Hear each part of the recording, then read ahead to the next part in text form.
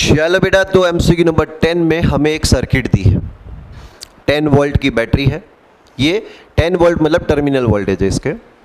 And 10 ओम के दो resistor है, बराबर। मुझे ये देखना था कि ये 10 ओम के रेजिस्टर के दो एंड के बीच में कितना वोल्टेज ड्रॉप होता है। तो हमने एक वोल्ट मीटर इसके पैरेलल में कनेक्ट कर दिया। क्वेश्चन में दिया ही है कि वोल्ट मीटर का रेजिस्टेंस हाई है।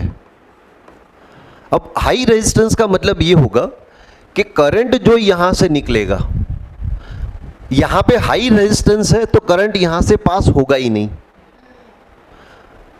सारा का सारा करंट ऐसे ही पास होगा ये वाली लूप में। बताओ, current passing through the circuit I is equal to V by R। R मतलब टोटल रेजिस्टेंस होता है, इसका प्लस इसका, R1 प्लस R2। V था बेटा 10 वोल्ट, R1 प्लस R2 करो तो 20, तो करंट आपको मिला 0.5 एम्पियर। मुझे ये रेजिस्टर के दो एंड के बीच का पोटेंशियल डिफरेंस फाइंड करना था। तो बताओ यहां पे पोटेंशियल डिफरेंस कितना होगा?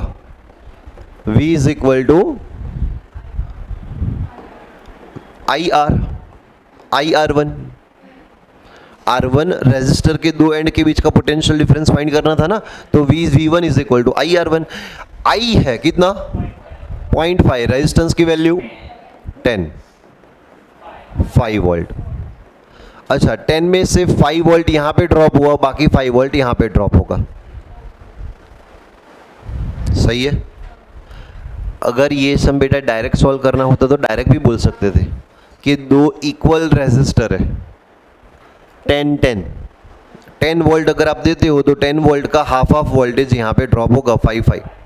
लेकिन ये मैंने इसीलिए करवाया क्योंकि मैं क्वेश्चन चेंज करने जा रहा हूं। यहां पे समझ लो 10 ओम नहीं है, यहां पे है 20 ओम रेजिस्टर। तो उस कंडीशन में सर्किट में से कितना करंट पास होता? I is equal to total EMF upon total resistance. Voltage है 10, टोटल रेजिस्टेंस कितना हो गया? 30।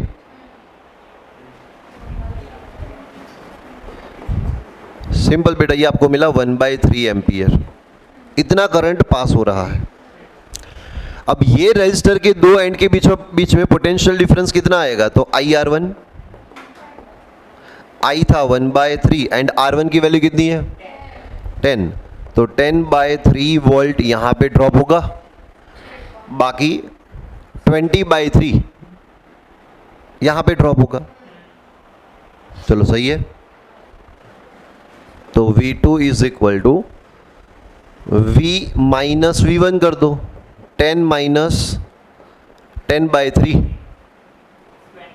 20/3 वोल्ट यहां पे ड्रॉप होगा। चलो समझ में आ रहा है ना?